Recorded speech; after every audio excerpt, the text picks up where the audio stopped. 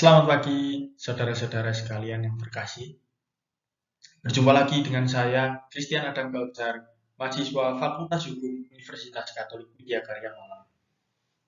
Pada kesempatan kali ini, saya ingin membahas tentang esai yang saya tulis, permasalahan pembuktian pada sengketa perdata dan solusinya. Jadi, tentang esai saya ini,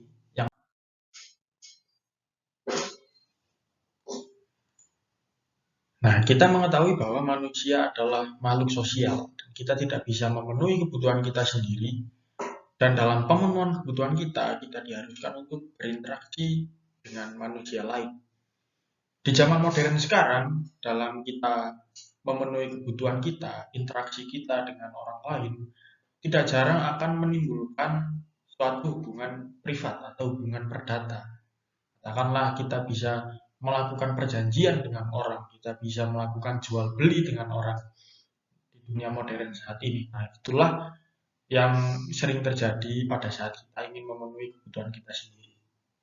Maka akan timbul hubungan privat atau keperdataan yang seperti saya sampaikan tadi. Nah, mengingat karena di antara manusia biasanya juga terjadi becekan, maka tidak mengecualikan juga bahwa nanti pada saat kita memiliki hubungan keperdataan dengan orang lain akan timbul pula konflik.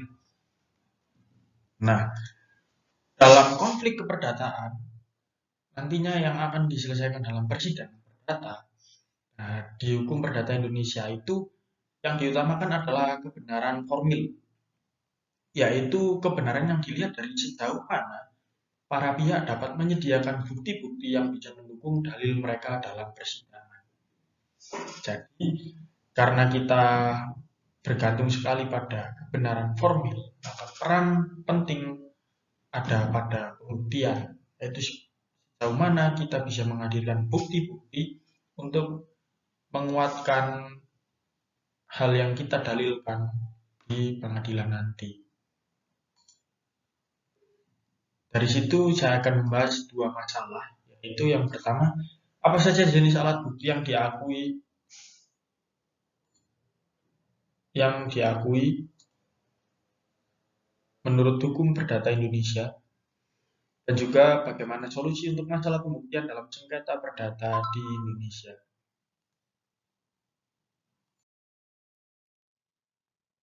Nah, yang pertama jenis-jenis alat bukti, yaitu segala sesuatu yang dapat digunakan untuk mengungkapkan kebenaran tentang peristiwa maupun perbuatan, dapat digunakan untuk pembuktian dan menimbulkan keyakinan hakim.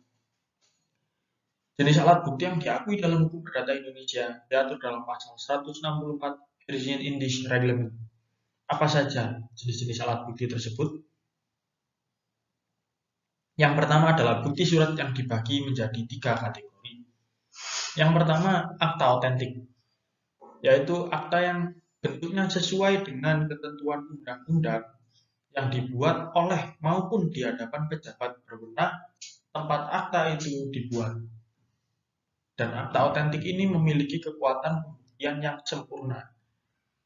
Nah, kekuatan pembuktiannya tetap sempurna sejauh tidak ada akta lain ataupun alat bukti lain yang membantah kekuatan pembuktian akta ini. Akta otentik ini diatur dalam pasal 1868 KUH Perdata. Lalu yang kedua ada akta bawah tangan. Di pasal 1869 KUH Perdata dikatakan bahwa akta bawah tangan itu tidak dapat diperlakukan sebagai akta otentik karena bentuknya tidak sesuai dengan ketentuan undang-undang maupun karena tidak adanya pejabat yang berwenang yang mengetahui maupun ikut menandatangani akta itu, tetapi tetap mempunyai kekuatan sebagai tulisan di bawah tangan selama ditandatangani oleh para pihak. Jadi tetap memiliki kekuatan pembuktian. Nah, biasanya juga dalam apabila kita mengajukan akta bawah tangan di pengadilan, biasanya harus diperkuat dengan adanya saksi-saksi yang memperkuat apa yang dimuat dalam akta bawah tangan ini. Jadi, mohon diingat bagi saudara-saudara sekalian, bila nanti ingin membuat akta bawah tangan, jangan lupa untuk menghadirkan saksi, sehingga bila di kemudian hari akta bawah tangan itu harus menjadi suatu pembuktian, sudah ada saksi yang menguatkan, yang bisa menguatkan fakta bahwa tangan saudara tersebut. Yang berikutnya adalah surat biasa. Surat biasa ini tidak ditujukan untuk pembuktian, tapi bisa jadi berisi informasi yang berguna terkait suatu keadaan. Misalnya korespondensi antara dua sahabat yang memuat keadaan tertentu, yang memuat informasi yang mendeskripsikan suatu keadaan dan nanti memperkuat apabila keadaan itu didalilkan di persidangan. Lalu yang jenis alat bukti yang berikutnya adalah bukti saksi. Nah, di sini diatur dalam hukum perdata Indonesia bahwa bukti saksi itu minimal adalah 2 orang yang sudah cakap hukum dan keterangannya itu menguatkan suatu peristiwa yang didalilkan dalam persidangan. Ditambahkan dalam pasal 1905 KUH Perdata bahwa keterangan seorang saksi saja tanpa alat bukti lain tidak dapat dipercaya. Lalu yang berikutnya ada persangkaan. Menurut pasal 1915 KUH Perdata, persangkaan adalah kesimpulan yang ditarik oleh undang-undang maupun hakim dari hal yang diketahui umum menuju hal yang tidak diketahui umum. Contohnya, apabila terdapat laki-laki dan perempuan yang tidur bersama dalam satu kamar tertutup, yang di dalam kamar itu hanya memiliki satu tempat tidur. Nah, biasanya untuk kasus perzinahan itu sudah memiliki satu persangkaan oleh hakim. Lalu yang berikutnya adalah pengakuan. Diatur dalam pasal 1925 KUH Perdata, pengakuan itu diberikan kepada hakim, ya, oleh orang itu sendiri maupun oleh pihak lain yang kepadanya diberikan kewenangan untuk memberikan pengakuan. Nah, dan pengakuan ini juga merupakan alat bukti yang sempurna. Jadi kekuatan pembuktiannya setara dengan akta otentik. Tapi harus diperhatikan bahwa pengakuan itu harus diterima secara utuh dan hakim tidak bisa memilih sebagian atau menolak sebagian dari pengakuan, kecuali apabila sebagian dari pengakuan tersebut terbukti palsu. Lalu jenis alat bukti yang kelima adalah sumpah. Nah, menurut Yahya Harahap, sumpah itu dibagi menjadi 2. Yang pertama yang dikepada oleh hakim adalah sumpah penambah, dan sumpah yang dimohonkan oleh pihak lawan disebut sumpah pemutus. Nah, ada 3 bentuk sumpah menurut M. Yahya Harahap, yaitu decisoir, suppletoir, dan juga estimatoir. Decisoir ini adalah sumpah pemutus yang dari situ nanti dari sumpah tersebut akan diputuskan suatu perkara, tapi ada syaratnya sebelum kita memohonkan sumpah decisoir, yaitu apabila tidak ada tersedianya alat bukti lain, baru kita boleh meminta sumpah decisoir. Lalu ada juga sumpah suppletoir. Nah, sumpah suppletoir ini adalah sumpah tambahan yang supaya bisa diputuskan suatu perkara dan juga bisa ditentukan seberapa banyak uang ganti rugi yang nantinya akan dikabulkan. Lalu ada juga sumpah estimatoir. Nah, sumpah estimatoir ini digunakan untuk menaksir kira-kira seberapa uang ganti rugi atau uang kerugian yang nantinya akan dibayarkan dalam suatu perkara apabila perkaranya sudah diputus. Nah, kita masuk pada pembahasan yang kedua, yaitu solusi pembuktian pada sengketa perdata. Yang pertama, kita harus mengenali dulu jenis perjanjian atau aktivitas perdata apa yang akan kita lakukan. Kalau misalnya kita sudah mengenal terlebih dahulu aktivitas perdata apa yang kita lakukan, entah jual beli, entah perjanjian kerjasama, entah utang piutang, dan lain-lain, kita pastinya akan tahu ketentuan-ketentuannya. Dari situ kita dapat mempersiapkan legalitas yang baik, yaitu dapat berupa surat-surat, bukti-bukti yang nanti dapat mendukung pembuktian kita apabila di kemudian hari terjadi sengketa.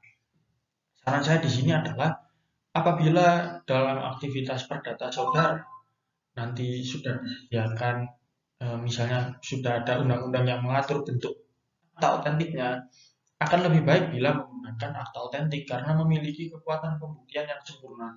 Saudara juga harus benar-benar mengerti dulu apa saja yang dikandung dalam akta yang saudara buat. Lalu,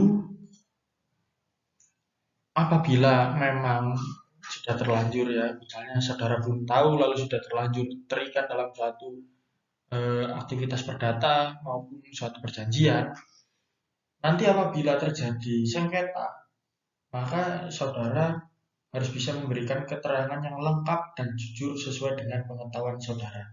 Tidak mengada-ngada, karena nanti apabila kita jujur, maka tidak akan ada pembuktian yang bisa menyangkal apa yang sudah kita berikan dalam keterangan, karena kita tidak berbohong. Nah, dari itu, maka kejujuran kita dan itikat baik kita menjadi tidak diragukan oleh hakim. Lalu, bila memang sudah tidak ada alat bukti lain yang tersedia, maka ada baiknya bahwa kita tidak takut dan berinisiatif untuk meminta sumpah kepada hakim. Jadi kesimpulannya adalah, yang pertama, ada 5 alat bukti yang diatur dalam hukum perdata Indonesia. Bukti surat, bukti saksi, persangkaan, pengakuan, dan sumpah. Sebenarnya ada satu jenis alat bukti lagi yang diatur menurut keputusan Mahkamah Agung nomor pada tanggal 10 April 1957 nomor 213 berikut, bahwa yaitu pengetahuan hakim, yaitu bila mana hakim melakukan pemeriksaan lapangan dan menemukan apakah terjadi kerugian dan sejauh mana kerugian tersebut diakibatkan, itu bisa menjadi satu alat bukti yang disebut sebagai pengetahuan hakim. Lalu, semua alat bukti itu sudah diatur dalam hukum perdata Indonesia dan bisa dijadikan alat bukti yang sah untuk mengungkap kebenaran formil pada sengketa perdata. Berikutnya, hendaknya dalam mengatasi permasalahan pembuktian pada sengketa perdata di Indonesia, para pihak menyiapkan dokumen maupun alat bukti lain sebelum perjanjian maupun kegiatan perdata lain yang memerlukan dokumen. Apabila tidak ada, maka para pihak diharapkan memberi keterangan yang jujur dan lengkap, lalu mau berinisiatif untuk meminta hakim melakukan penyumpahan. Hakim juga dapat melakukan persangkaan dan menggunakan pengetahuan hakim untuk mengungkap kebenaran formil.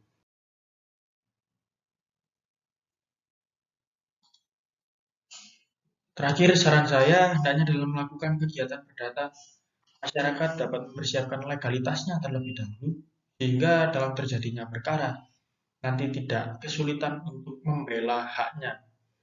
Masyarakat sebaiknya tidak enggan untuk mendapatkan edukasi hukum, sehingga bisa mengupayakan keadilan bagi dirinya, bisa tahu haknya sejauh apa, bisa melindungi dirinya dengan cara yang baik dan sesuai dengan hukum perdata Indonesia.